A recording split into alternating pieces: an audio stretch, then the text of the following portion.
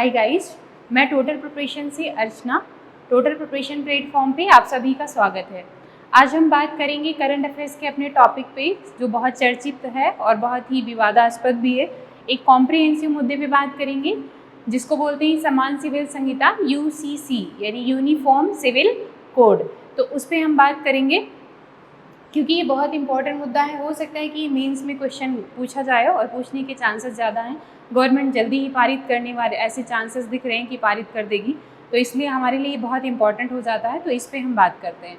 समान सिविल संहिता UCC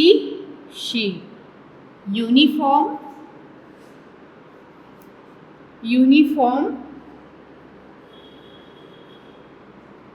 civil code. समान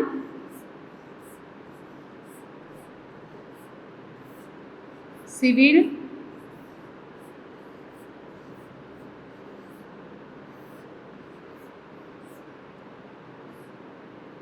संहिता, समान सिविल संहिता, ठीक है। इस पे बात करेंगे। समान सिविल संहिता पे 2016 में यूपीएससी ने क्वेश्चन भी पूछा है। जब हमारा ये टॉपिक फिनिश हो जाएगा उसके बाद हम उस क्वेश्चन को मेंशन करेंगे। इससे क्या होगा कि आप लोगों को एक आइडिया हो जाएगा कि मेंस की क्वेश्चन किस टाइप का आया है और अब किस टाइप का पूछा जा सकता है, ठीक है। तो उस तरह से हम बाद में वो करेंगे, क्लास के लास्ट में वो क्वेश्चन हम आप लोगों को दे देंगे। यूनिफॉर्म सिविल कोड, पहली बात तो ये है क्या, हम इसके कौन कौन से इसके आयाम देखेंगे, क्योंकि ये बहुत कॉम्प्रिहेंसिव मुद्दा है तो इस पे हम देखते हैं कि इसमें पढ़ेंगे क्या क्या, ये पहले बहुत ज़रूरी है जानना।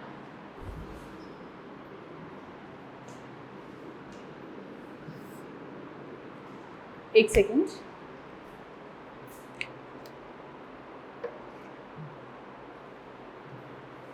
हाँ, तो इसके हम देखते हैं कि कौन कौन सी चीज़ें इसमें हैं जो बहुत इंपॉर्टेंट हैं, जिसके बारे में हम जान लें तो ज़्यादा कॉम्प्रिहेंसिवली हमें समझ बन जाएगी इस टॉपिक की।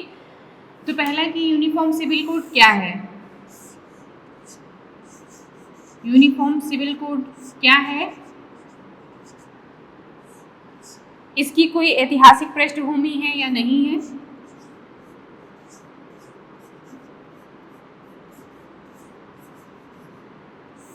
इसकी ऐतिहासिक पृष्ठभूमि क्या है।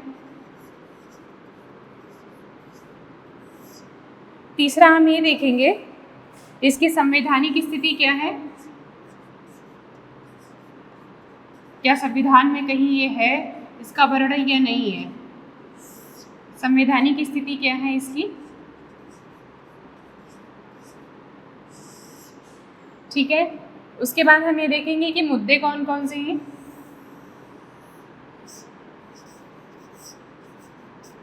मुद्दे कौन कौन से हैं और इतना विवाद क्यों है, विवाद क्यों है, ठीक है। ये सारी चीज़ें हम देखने की कोशिश करेंगे इसमें, ठीक है। पहली बात तो ये हम समझ लेते हैं कि समान सिविल संहिता की चर्चा जो की जा रही है वो अभी जो है क्या, समान सिविल संहिता क्या है। तो समान सिविल संहिता भारत की सभी नागरिकों के लिए ये जो पर्सनल लॉज हैं उनको एक समान रूप से लागू करना, ठीक है। यानी पर्सनल लॉज जो हैं उनको एकीकृत करके और एक ऐसा कोड बनाना, सिविल कोड बनाना, यूनिफॉर्म सिविल कोड जो सभी लोगों पे समान रूप से लागू हो, वो चाहे महिला हो, पुरुष हो, किसी जाति का हो, किसी भी धर्म का हो, ठीक है। अगर हम कोड की बात करें, थोड़ा सा ये समझ लीजिए बेसिक कि दो, एक होता है आपका क्रिमिनल कोड और एक होता है सिविल कोड। संहिता जो होती है वो दो टाइप की होती है, एक है आपका क्रिमिनल कोड और एक आपका सिविल कोड।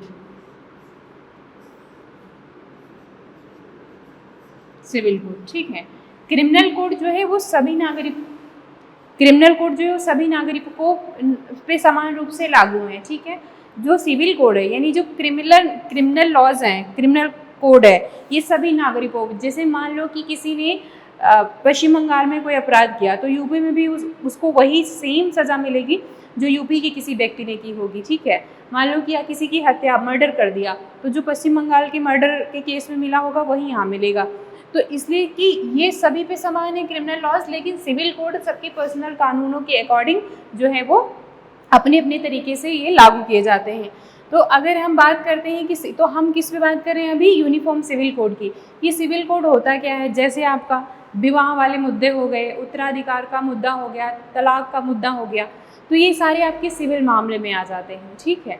तो सिविल मामले, क्योंकि हमारा अभी बात इस पे हो रही सिविल कोड पे, तो हम ज़्यादा चर्चा इसी पे करेंगे और अकॉर्डिंग टू योर टॉपिक हम इसी को कवर करने की कोशिश करेंगे। आपके मेंस के इम्पोर्टेंस अगर लिहाज से देखें तो ये ज़्यादा इम्पॉर्टेंट है। तो हम इस पे बात करते हैं कि ऐतिहासिक पृष्ठभूमि क्या है इसकी, ठीक है। सबसे पहले अगर हम संहिता की बात करते हैं, समान सिविल संहिता की, तो 19वीं और 20वीं शताब्दी में कुछ यूरोपीय कंट्रीज़ में ये कॉन्सेप्ट आया कि क्योंकि वहाँ विभिन्न धर्मों के लोग रह रहे थे, तो उसके बाद आया कि कुछ ऐसे कानून बनाए जाए। उन देशों में ये प्रावधान किया गया कि जो इतने अलग अलग धर्मों से, अलग अलग धर्म रीति रिवाजों से लोगों के जो सिविल मामले हैं वो हैंडल किए जाते हैं, तो बेटर है कि एक समान सिविल संहिता लाई जाए। एग्जाम्पल के लिए हम देखें तो 1804 में फ्रांसीसी समान सिविल संहिता लागू की गई। और उसके बाद अगर हम इंडिया में देखते हैं, भारत में सबसे पहला जो प्रयास किया गया था वो 1804 में एक लोक्स ले की रिपोर्ट आई थी, ठीक है। तो वो रिपोर्ट 1804 में आई और उन्होंने कहा कि जो भारत में विभिन्न धर्मों के जो अलग अलग सिविल मामले हैं वो अलग अलग धर्मों से शासित किए जाते हैं, तो कोशिश की जाए कि उनका जो है पर्सनल लॉज का कोडिफिकेशन किया जाए, ठीक है। लेकिन उसमें ये कहा गया कि जो हिंदू और मुस्लिमों के जो पर्सनल कोड है वो अपने अपने तरीके से ही करें, वो इस कोडिफिकेशन में शामिल ना किए जाएं। फिर उसके बाद 1941 में माफ़ी चाहते हैं, एक जो आपका लोक्स ले की रिपोर्ट आई थी, ये आई थी आपकी 1840 में। उसके बाद अगर हम देखें, चलो हम यहाँ कोशिश करते हैं, लिख देते हैं, 1840 में आई थी लेक्स लोकी रिपोर्ट। तो इसने पर्सनल लॉज के कोडिफिकेशन की बात की, इसने पर्सनल लॉज के कोडिफिकेशन की बात की। उसके बाद इसने कहा कि हिंदू और मुस्लिमों के जो पर्सनल लॉज हैं वो अपने अपने तरीके से होते रहे, तो इसका कोई मतलब निकला नहीं ज़्यादा। उसके बाद 1941 में बी एन राव कमेटी आई है इसी पे, उन्होंने पर्सनल लॉज के कोडिफिकेशन की बात की। बी एन राव के बारे में आप लोग जानते होंगे कि बी एन राव जो है वो संवैधानिक सलाहकार भी रहे हैं, ठीक है। तो इस बारे में बी एन राव है ये। तो ये रहा आपका स्वतंत्रता से पहले। लेकिन जब देश आज़ाद हुआ और 1947 में फिर जब संविधान बना, तो आर्टिकल 44 के तहत संवैधानिक स्थिति की जो हमने बात की है, ये आर्टिकल 44 और भाग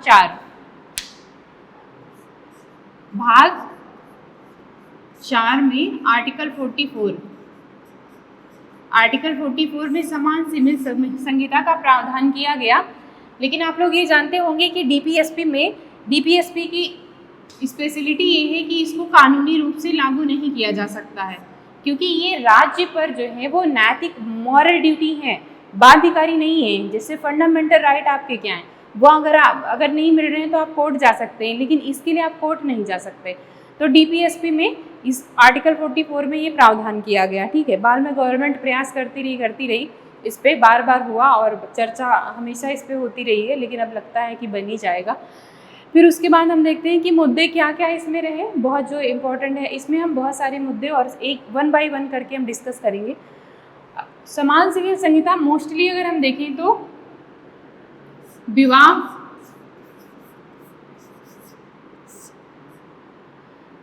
होगा तो कभी तलाक की नौबत भी आती है, तलाक, उत्तराधिकार,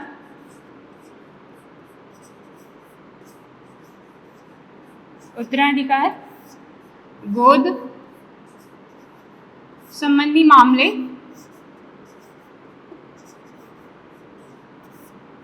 देखा जाए तो बेसिकली ये पारिवारिक मामले हैं, ठीक है।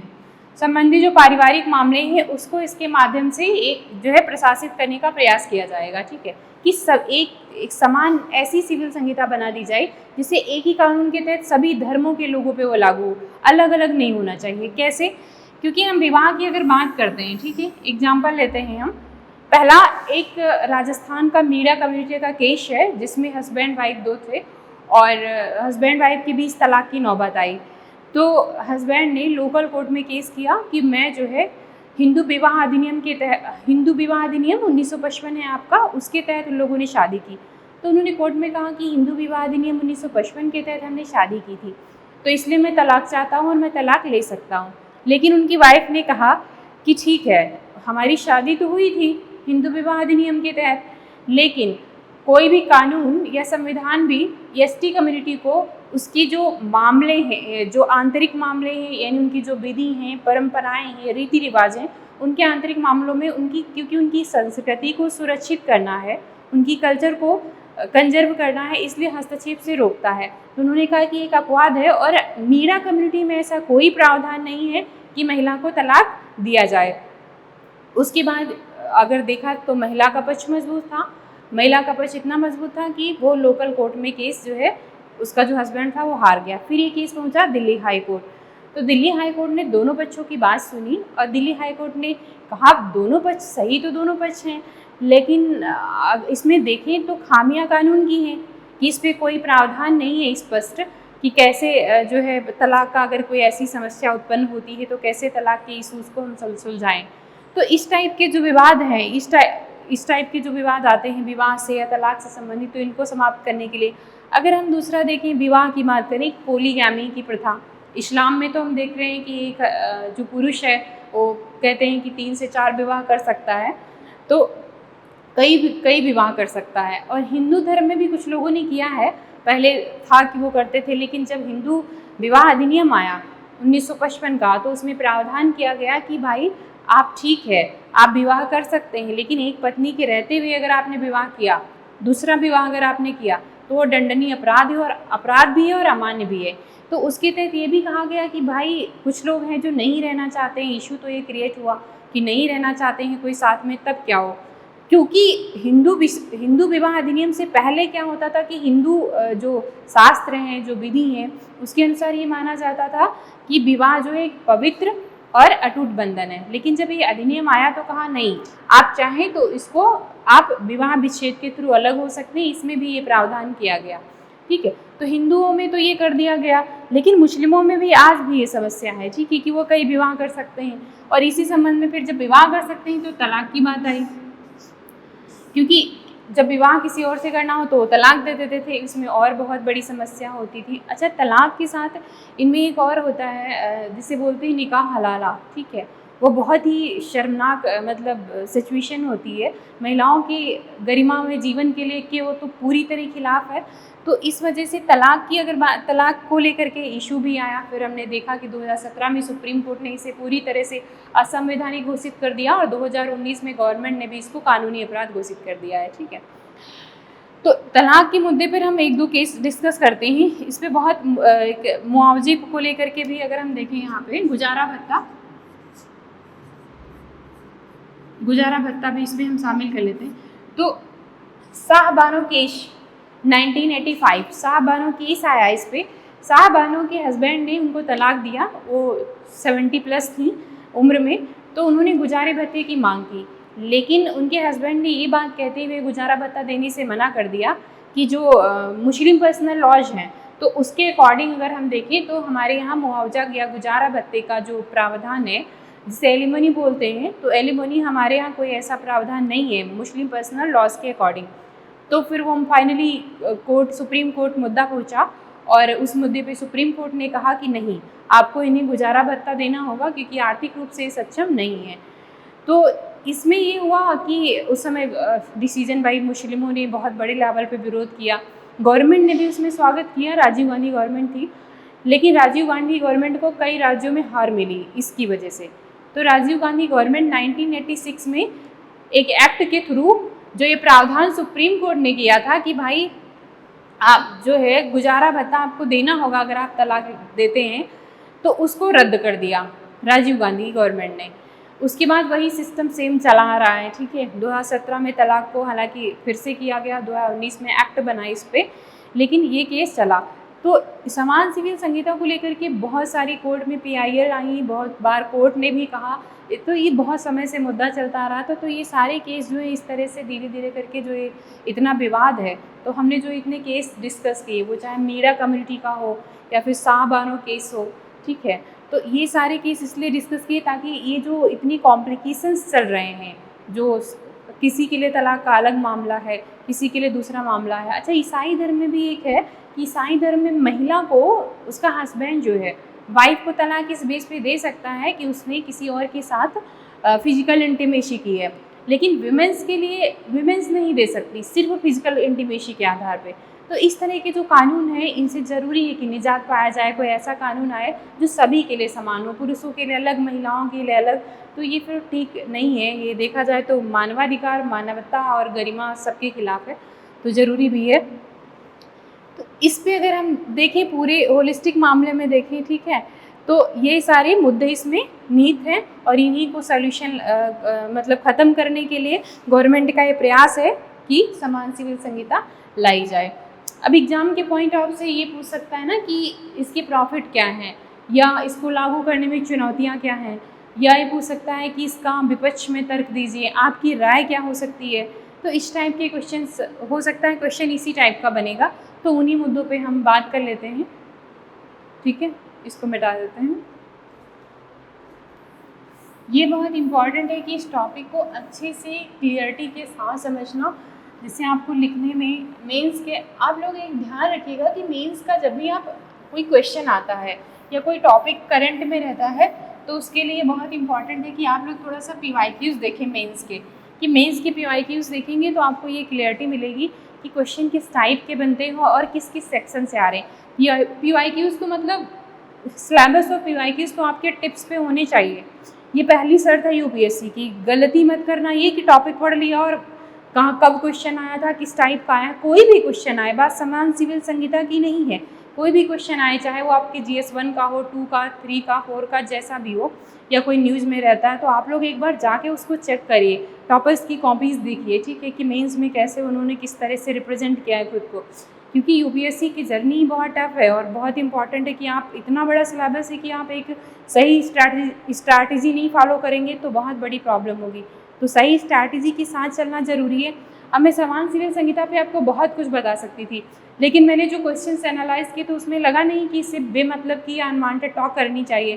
तो इस वजह से मैं पॉइंट टू पॉइंट ये चीज़ें आपको बता रही हूँ, जिससे आपके दिमाग में भी जाएँ, क्योंकि ज़्यादा से ज़्यादा चीज़ें बता देंगे तो समझने में भी प्रॉब्लम आएगी। तो बेटर है कि पॉइंट टू पॉइंट चले, जितनी ज़रूरत की चीज़ें हैं उतनी आप लोग समझ लीजिए। वैसे भी समय को एक एक मिनट आप लोगों को बचाना है तैयारी के टाइम पे, ठीक है। तो हम देखते हैं कि इसमें फ़ायदे क्या हैं, इसके लाभ क्या हैं, ठीक है।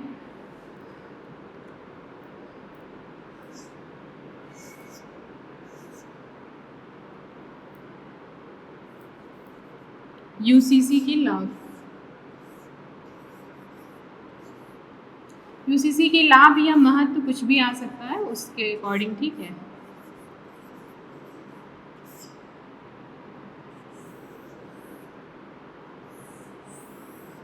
ठीक है, अगर हम देखें इसको डायग्राम के थ्रू बताने की कोशिश करेंगे, आप लोग समझिएगा इसको, ठीक है, क्योंकि डायग्राम के थ्रू हम समझा दे रहे हैं। बाकी आप लोगों को PDF जो है वो टेलीग्राम चैनल पे मिल जाएगी, प्रॉपर स्ट्रक्चर वे में होगी। PDF को ज़रूर जाके डाउनलोड कर लीजिएगा, क्योंकि PDF में आपको सारा कुछ बहुत अच्छे से ऑर्गेनाइज वे में मिल जाएगा वहाँ पे।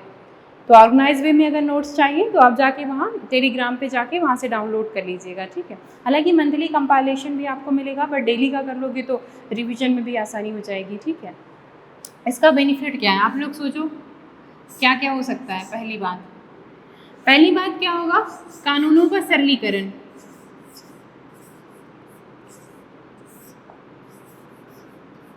कानूनों का सरलीकरण, ठीक। अब देखो, हिंदू विवाह अधिनियम के तहत कहा गया है कि एलिमनी का प्रावधान है। तो अगर एक हिंदुओं के लिए तो है, लेकिन मुस्लिमों के लिए नहीं है। तो दोनों अलग अलग हैं, तो वो कंट्राडिक्शन क्रिएट होता है। तो बेटर है जब एक जैसा बन जाएगा। अब जैसे जेफ बेजोस, ऋतिक रोशन, इन लोगों ने दिया ना, बहुत बड़ी रकम दी थी, तो बहुत रिच लोग हैं, तो ऑब्वियसली उससे अकॉर्डिंग ही मिलता है, मतलब किस तरह से इनकम है उसी अकॉर्डिंग कोर्ट डिसाइड करता है। तो इस तरह से क्या होगा कि जो अलग अलग प्रावधान है उन कानूनों का सरलीकरण होगा और कानून इजी गोइंग जो है वो लागू हो पाएंगे। दूसरी बात, फंडामेंटल राइट एंड मानवाधिकार।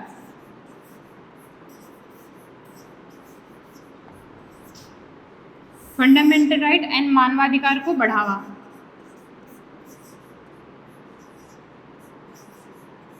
ठीक है, फंडामेंटल राइट भी गरिमामय जीवन की, आर्टिकल 21 गरिमामय जीवन की बात करता है। आर्टिकल 15 आप किसी भी, चाहे वो कोई भी जाति का, जाति, लिंग, जन्म, धर्म या स्थान आदि के स्थान पे आप भेदभाव नहीं करेंगे। तो आर्टिकल 15 समानता की बात करता है। तो समानता के अधिकार को, गरिमामय जीवन के अधिकार को क्या सुनिश्चित किया जा सकेगा?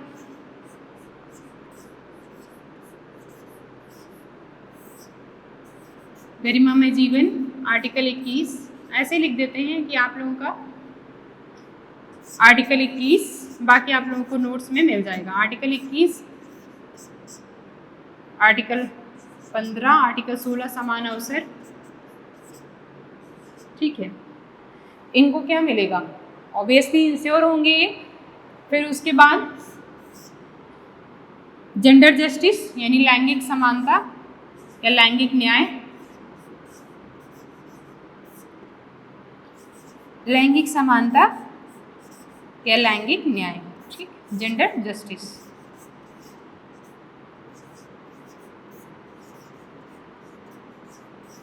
जेंडर जस्टिस जब समान रूल बन जाएंगे तो महिलाओं के साथ जो इस तरह का अन्याय होता है, पोलीगैमी से जैसी प्रथा है, ठीक है, या फिर आप देख रहे हैं कि 3 तलाक के मामले में जो मुस्लिम महिलाओं को इतना भुगतना पड़ता है, तो इससे महिलाओं के अधिकारों को बढ़ावा मिलेगा। और दूसरी बात है, इसमें हम लिख सकते हैं ना कि जो SDG 5 है उसको इंश्योर किया जाएगा। जो पेरिस एग्रीमेंट है, पेरिस एग्रीमेंट जानते हैं आप लोग क्या है? क्वेश्चन भी UPSC ने इस पे पूछा है। पेरिस एग्रीमेंट ये वो वाला नहीं है, सॉरी, पेरिस एग्रीमेंट तो आप लोगों का है उससे, क्लाइमेट चेंज से। बीजिंग डिक्लेरेशन, बीजिंग डिक्लेरेशन, चलो ऊपर लिख देते हैं।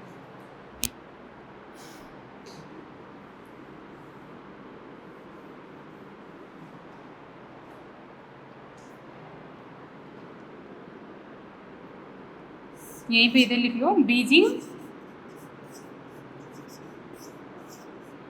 बीजिंग डिक्लेरेशन का जो विजन है, बीजिंग डिक्लेरेशन का जो विजन है SDG 5 है, ये क्या होगा? ये सब सुनिश्चित होगा। SDG 5 जो है वो जेंडर जस्टिस की बात करता है।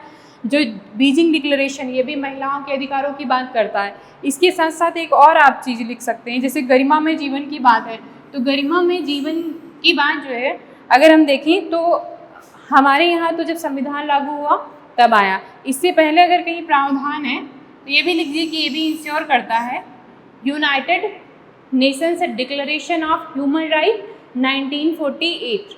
इसमें भी आपका UPSC प्रीलिम्स पूछ चुका है। United Nations declaration of human rights, ठीक है, United Nations declaration of human right 1948, 1948, United Nations declaration of human right 1948। तो इस ये भी इंश्योर होगा आपका। फिर अगर उसके बाद हम देखें क्या आएगा, तो इससे आपसी भाईचारा और सौहार्द भी बढ़ेगा। क्योंकि जब अभी क्या होता है, अलग अलग कानूनों के तहत ये सारे मुद्दे उठते हैं तो समाज में भी आप एक संघर्ष देखने को पाते होंगे कि वो उनके मामले में हस्तक्षेप कर रहे हैं। वो कहीं कोई बात अगर पॉलिटिकली भी बात आती है तो उठा करके वो बात इशू रख दी जाती है, उस पर इतना ज़्यादा विवाद होता है। तो सामाजिक सौहार्द,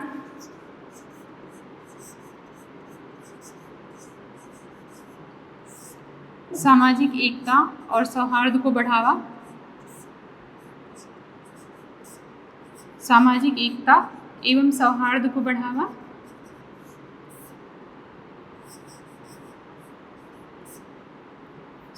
ठीक है, सामाजिक एकता एवं सौहार्द इंश्योर होगा, ठीक है। और भी अगर आप लोगों को कुछ लगते हैं, 4-5 हो गए हैं हमारे, और सोचिए क्या हो सकता है, क्या क्या हो सकता है, इसके बेनिफिट्स क्या क्या हो सकते हैं। जैसे कि हिंदू, मुस्लिम, ईसाई, पारसी, जो विभिन्न धर्म हैं, ठीक है, उनको एक ही कानून के तहत अगर शासित किया जाएगा तो उससे क्या होगा, उसे ये होगा कि क्लैरिटी ऑफ जो क्रियान्वयन होगा कानूनों का, क्रियान्वयन आसान हो जाएगा, कानूनों का क्रियान्वयन, कानूनों के क्रियान्वयन में आसानी, ठीक है।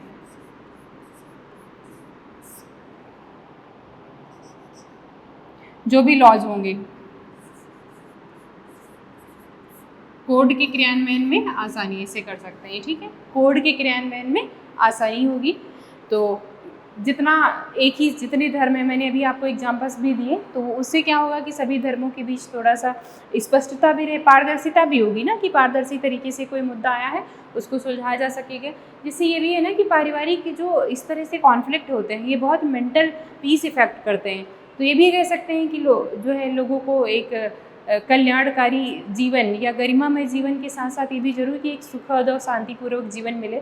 तो इस मामले में जब मीरा कम्युनिटी का केस आया था तो यही कोर्ट ने कहा कि भाई कानून ऐसे होने चाहिए जिससे लोग इतना कॉम्प्लिकेटेड ना महसूस करें। अगर कोई इशू आता है, कोई प्रॉब्लम आती है तो बेटर है कि वो इजीली सॉल्व हो जाए, ठीक है, जिससे क्या है लोग शांतिपूर्वक कोई भी अपना काम कर सकें। बाकी भी तो जीवन में काम है, ज़िंदगी में सिर्फ शादी विवाह तलाक तो नहीं है।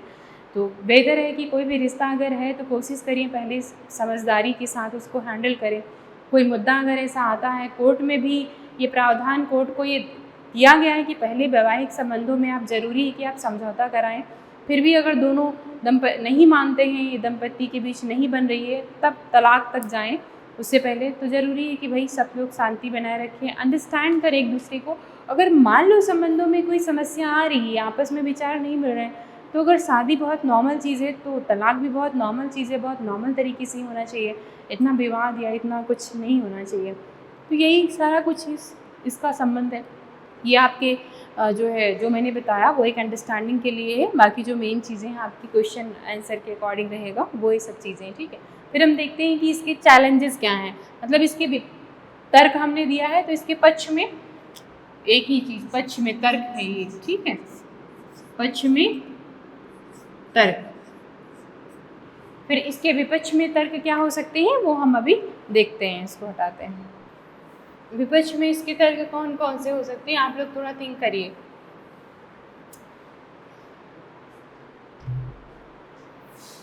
विपक्ष में तर्क, विपक्ष में जो भी तर्क है,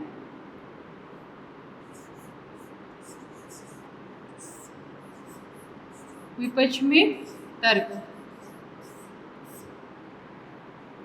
क्या क्या हो सकते हैं विपक्ष में अगर हमें जाना हो तो। पहला ये है, अगर हम देखें तो आर्टिकल जो फंडामेंटल राइट है वो आर्टिकल 25 से लेकर के 28 धार्मिक स्वतंत्रता की बात करता है। और इस संविधान में ये भी प्रावधान किया गया कि धर्म के आंतरिक मामलों में राज्य हस्तक्षेप नहीं करेगा। तो अगर फंडामेंटल राइट, और एक तरफ डीपीएसपी आर्टिकल 44 के समान सिविल संहिता की बात करता है। तो अगर हम देखें तो फंडामेंटल राइट और डीपीएसपी के बाद एक कॉन्फ्लिक्ट है, डीपीएसपी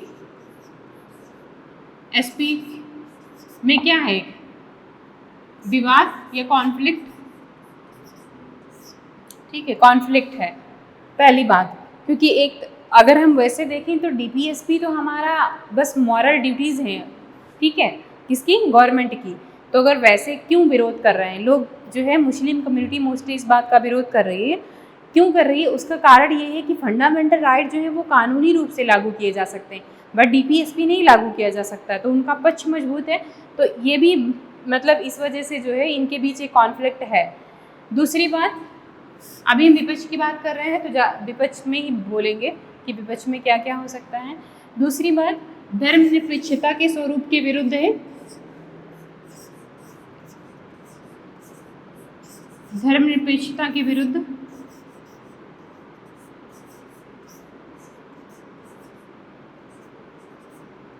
धर्मनिरपेक्षता के विरुद्ध, चाहे प्रस्तावना हो या फिर जो आर्टिकल्स, जो फंडामेंटल राइट में प्रोविज़न है वो धर्मनिरपेक्षता की बात करता है, यानी कि सभी धर्म अपने अपने मामलों में, निजी मामलों में क्या है, स्वतंत्र हैं, ठीक है। तो धर्मनिरपेक्षता के विरुद्ध भी, विपक्ष में ये माना जा रहा है कि ये धर्मनिरपेक्षता के विरुद्ध भी है। तीसरी चीज विविधता, विविधता के विरुद्ध,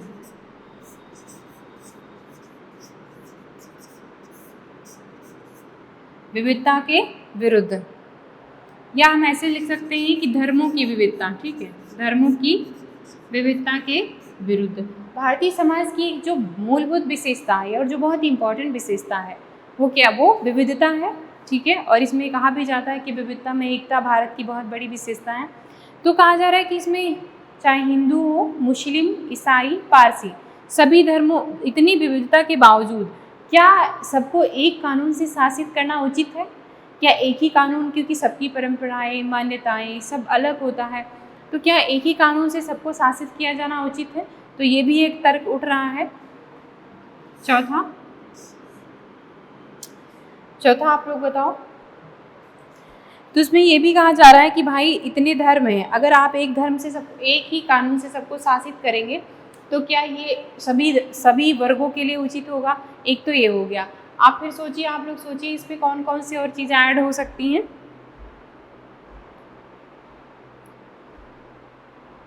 अच्छा, इस पे एक जो है, इस पे रिपोर्ट भी आई थी विधि आयोग की, ठीक है। राजनीतिकरण तो इस मुद्दे का बहुत हुआ है, तो एक हम टॉपिक ये भी लिख सकते हैं कि राजनीतिकरण,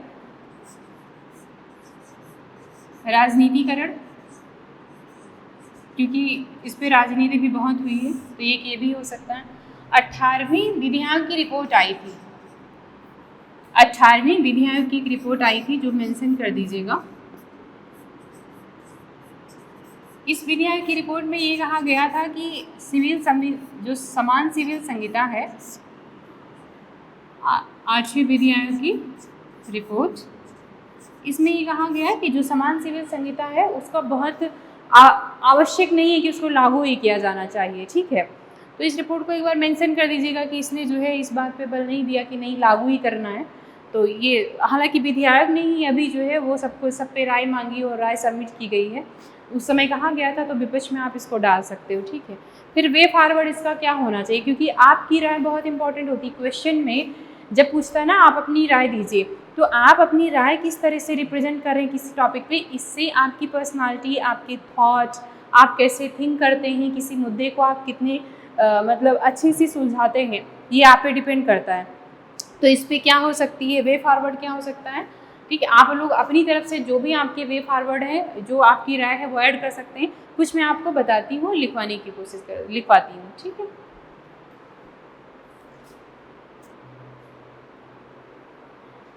पहली बात क्या होना चाहिए, सबसे पहली बात हम देखें तो किसी कानून की सफलता या असफलता या शांति किस पे निर्भर करती है, नागरिकों पे, ठीक है। वे फॉरवर्ड यानी क्या किया जाना चाहिए, इस पे आपकी राय, वे फॉरवर्ड। तो पहली बात ये है कि नागरिकों को जागरूक किया जाना चाहिए,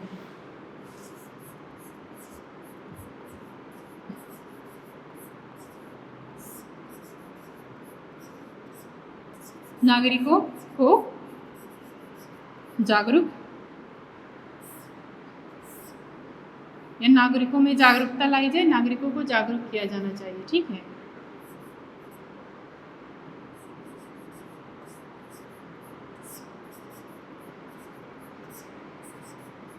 सोशल मीडिया या मीडिया या सिविल सोसाइटीज जो भी हैं, इसको लेकर के नागरिकों में समान सिविल संहिता को लेकर के, यूसीसी को लेकर के नागरिकों तक सही जानकारी पहुंचाए और नागरिकों को इसके लाभ के बारे में, वास्तविक स्वरूप के बारे में जानकारी होनी चाहिए, जिससे जो फेक इंफॉर्मेशन मिलती है, फेक जो उसके बारे में पता चलता है कि अच्छा ये हो सकता है, अच्छा वो हो सकता है, तो इस टाइप के जो र्यूमर्स होते हैं उनसे बचेंगे। दूसरी बात ये कि जो वैज्ञानिक सोच को बढ़ावा,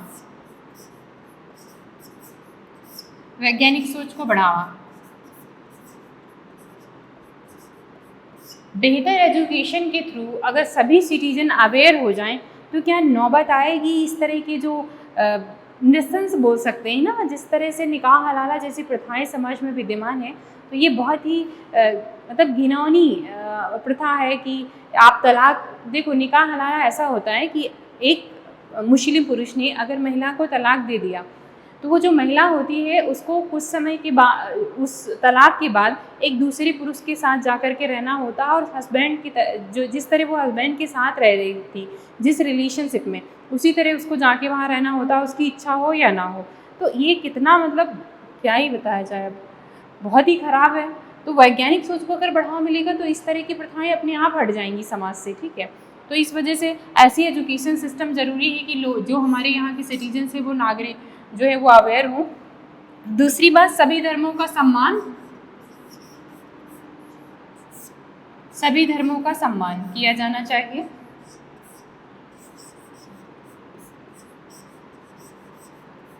सभी धर्मों का सम्मान किया जाना चाहिए, ठीक है। देखो क्या होता है कि हिंदू मुस्लिम के विरुद्ध, मुस्लिम हिंदू के विरुद्ध, या कोई भी धर्म एक दूसरे के विरुद्ध बातें नहीं फैलानी चाहिए आपस में। अपने पेरेंट्स की भी रिस्पॉन्सिबिलिटी है कि वो अपने बच्चों को इस बारे में ना बताएं। वो क्योंकि कोई भी धर्म, किसी भी धर्म को आप पढ़िए, चाहे वो मुस्लिम पढ़िए, ईसाई पढ़िए, पारसी पढ़िए, हिंदू धर्म पढ़िए, हर धर्म की मौलिकता प्रेम है, सहिष्णुता है, सहयोग है, एकता है। कभी कोई धर्म संघर्ष नहीं सिखाता है। तो उसके बीच जो उस धर्म में जो ये रूढ़िवादी तत्व भरते हैं, तो इनको रोकने के लिए जो भरते हैं उनको दबाने के लिए हमें काम करना चाहिए। हमें अपने बच्चों को, हमें अपने लोगों को इस तरह की नहीं देनी चाहिए कि वो इतने कट्टर होते हैं, वो बुरे होते हैं, वो अच्छे होते हैं। सभी अच्छे होते हैं। आप अच्छा अगर व्यवहार करते हैं दूसरों के साथ में तो आपके साथ भी अच्छा ही व्यवहार होगा। तो इस ज़रूरी है कि सभी धर्मों का एक दूसरे लोग सम्मान करें, एक दूसरे के साथ सहयोग करें, ये बहुत ज़रूरी। मैं एक एग्जांपल देना चाहती हूँ। मेरे गांव में आधे मुस्लिम हैं और आधे हिंदू हैं, लेकिन कभी भी होली के त्यौहार पे वो लोग मिलते हैं, हमारे यहाँ आते हैं, हम लोग भी जाते हैं। कभी ऐसा कोई विवाद हमने देखा ही नहीं कि एक दूसरे को रिस्पेक्ट भी करते हैं। इवन एक बार ऐसा हो रहा था कि स्कूल से हम लोग जो है आ रहे थे वापस, तो एक मुस्लिम बाबा जी थे, वो मिले, तो गलती से एक हमारी फ्रेंड थी, उसने कहा जय श्री राम, उनसे बोल दिया। तो हमने कहा अरे इनको जय श्री राम नहीं बोलते हैं, कुछ जो है इनको ये नहीं, ये गलत है। तो उन्होंने एक रिप्लाई किया जो बहुत अच्छा था, और आज तक मुझे याद है, मैं 7th क्लास में थी, तो उन्होंने एक रिप्लाई दिया कि कोई बात नहीं बेटा, राम और अल्लाह हैं तो एक ही। आप समझ रहे हो, ये बात मैं 7th क्लास में थी, ये बात बहुत पुरानी है। तो ये लोगों के अंदर, और जबकि वो पढ़े लिखे नहीं थे, तो ये वैल्यूज़ हमें डेवलप करने हैं, मतलब ये होना चाहिए, इतनी पॉजिटिविटी, इतनी, जबकि नहीं पढ़े थे बट उनकी साइंटिफिक सोच थी। उन्होंने रिप्लाई जो किया वो मुझे आज भी याद है। जब ये मुद्दे उभरते हैं तो मुझे वो वर्ड याद आता है कि वो कितने उस समय कितने साइंटिफिक थे। वो बाबा जी अभी नहीं है। तो इस तरह की सोच, और आज के यूथ में कैसी कैसी सोच बढ़ावा मिल रही है, तो ये बहुत ही मतलब दुखद भी है। ज़रूरी है कि ये सब चीज़ें ख़त्म होनी चाहिए। सॉरी। और क्या हो सकता है? पहली बात, जितनी भी धर्मों की पर्सनल लॉज हैं, ठीक है, उनकी जो भी तार्किक, जो भी अच्छी चीज़ें हैं, ठीक है, उनको क्या किया जाना चाहिए, उनको सम्मान देना चाहिए, और उन पे प्रॉपर जांच और विश्लेषण के थ्रू क्या किया जाना चाहिए कि उन्हें महत्व दे करके, और इसमें कहीं ना कहीं एक जो आपसी सहमति, ये कर सकते हैं कि आपसी सहमति को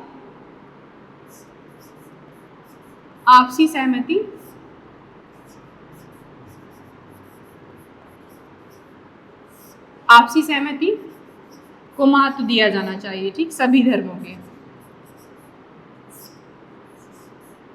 सभी धर्मों की आपसी, जो उनकी सभी धर्मों की राय लेनी चाहिए, जिससे क्या होगा कि एक बेहतर सिविल संहिता बन के तैयार होगी, ना कि सिर्फ एक।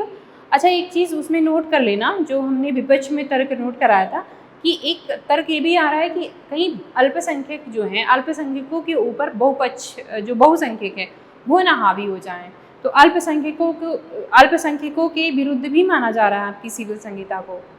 तो ये थोड़ा विपक्ष में एक नोट कर लीजिएगा, एक पॉइंट जो है वहाँ पे इस पे चर्चा हो रही है अभी हाल फिलहाल में, कि अल्पसंख्यकों के ये विरुद्ध है, तो ये भी एक विपक्ष में अच्छा तर्क है।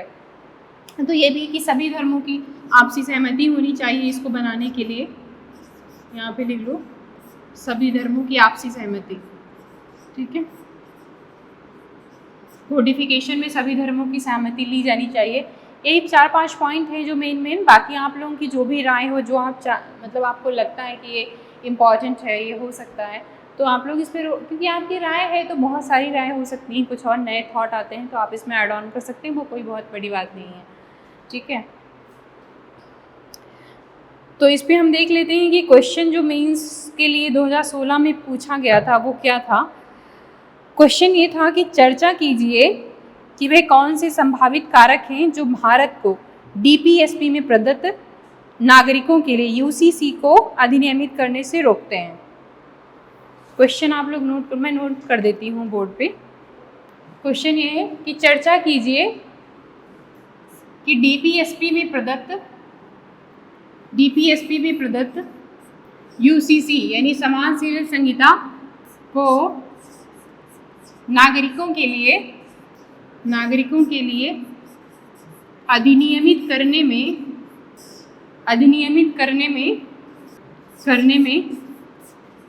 कौन कौन सी बाधाएं